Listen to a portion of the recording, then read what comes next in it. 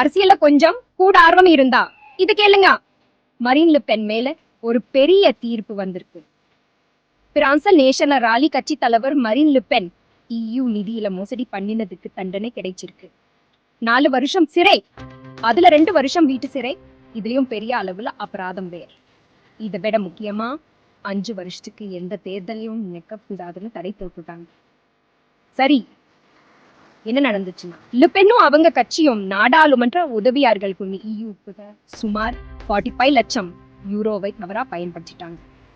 கட்சி வேலை செய்யறவங்களுக்கு சம்பளம் கொடுக்க இதை யூஸ் பண்ணிருக்காங்க. இதுக்கு பின்னாடி லுபென் தான் மூளையா இல்லையாந்தான்னு போர் சொல்லுது. ஆனா லுபென் விடுற மாதிரி இல்லை. இதெல்லாம் அரசியல்னு சொல்லாங்க. பாரிஸ்ல ஆயிரக்கணக்கான அவங்க ஆதரவாளர்கள் கொடி அசைச்சு லுபென் பேரை சொல்லி கோஷம் போட்டாங்க. இன்னொரு பக்கம் இடதுசாரி குழுக்க நீதி கேட்டு போராட்டம் பண்ணாங்க. இப்போதைய அதிபரும் விலக போதால தோற்று E7 தேர்தல லுபென் தான் முக்கியமா போட்டிடுவாங்கன்னு எல்லாரும் நினைச்சாங்க. இப்போ அவங்க அரசியல் எதிர்காலமே கேள்விக்குறியாயிடுச்சு. மேல்முறையீடு பண்ணுவாங்களா?